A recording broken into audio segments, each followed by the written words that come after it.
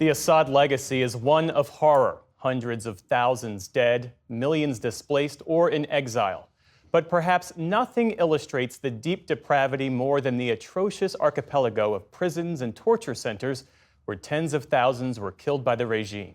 Special correspondent Leila Molana-Allen takes us inside some of these now liberated hells on earth as Syrians search for answers and for their loved ones. And a warning, this story contains many images and accounts of violence. The word that has struck terror into the hearts of every Syrian for decades. Sednaya. A black hole of pain and abuse where tens of thousands disappeared. Few ever emerged again. But now, those who feared these walls have breached them, desperately searching for survivors of deposed President Bashar al-Assad's nightmarish Damascus prison. A sudden swarm. They've heard a sound. This group of family members and fighters have found a steel wall, and they think they can hear voices behind it. They're searching now, trying to break through to see if there may be any prisoners behind it still alive.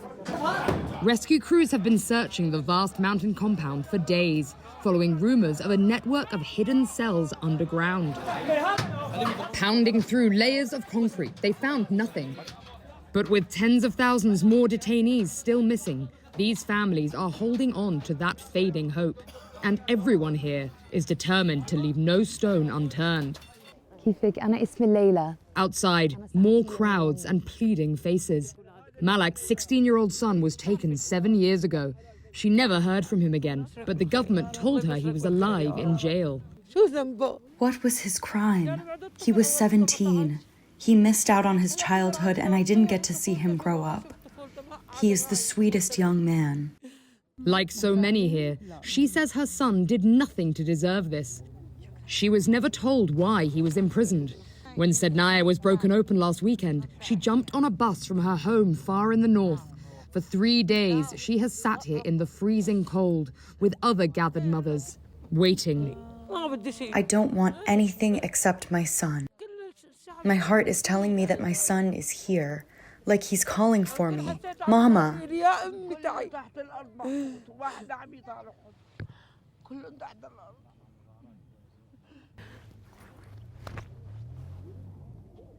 Inside the prison's darkened walls, a trove of documents scattered across every floor.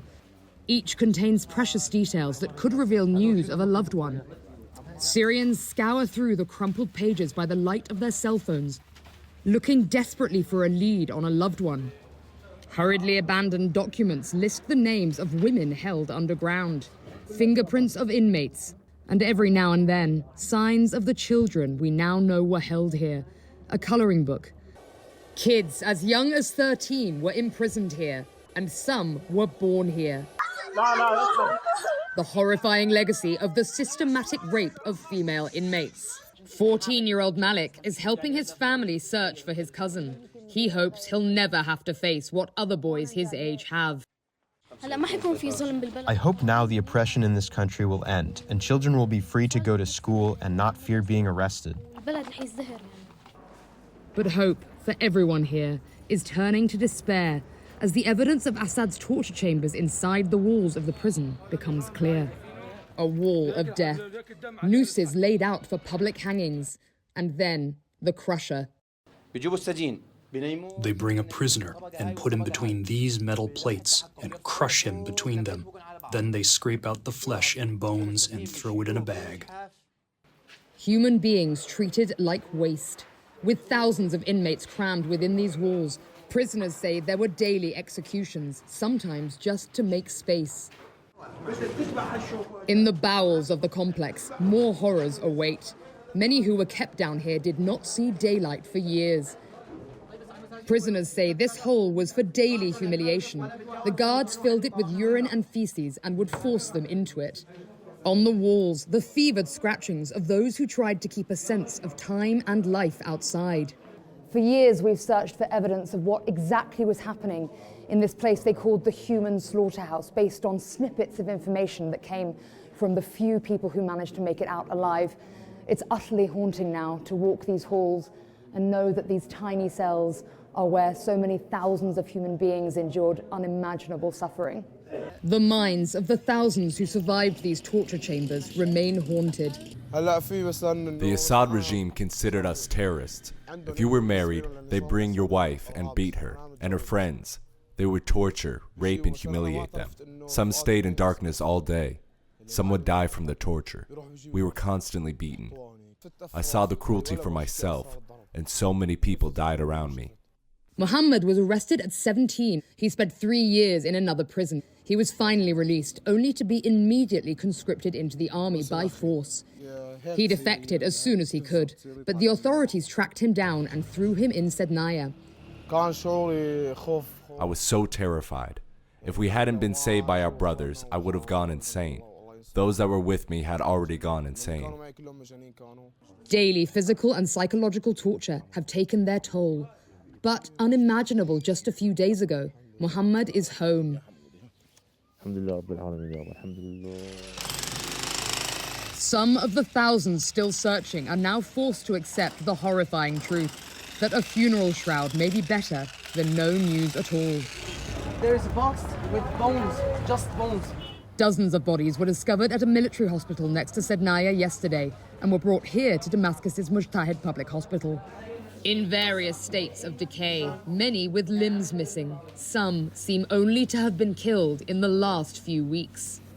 Their emaciated bodies covered with the scars of torture and starvation, faces stretched in a rictus of pain. They have been crushed, burnt with acid. They have been treated like, sorry to say, but animals were better than them in Sednaya.